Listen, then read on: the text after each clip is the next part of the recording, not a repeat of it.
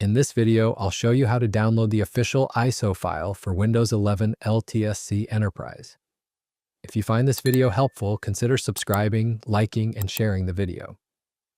Windows 11 LTSC, which stands for Long-Term Servicing Channel, is a lightweight version of Windows that enterprises use. However, a lot of users are now trying it out because it comes with significantly less pre-installed bloat. To get started, first open the link that I have provided for you in the description below. On this page, scroll down until you find the download links for the Windows 11 LTSC 2024 release. You can use one of these first two links to download the Windows 11 IoT Enterprise LTSC version.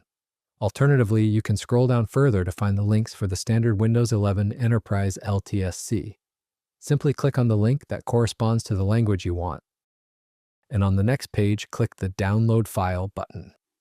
The ISO file will begin downloading, and once it's complete, you will find it in your computer's Downloads folder.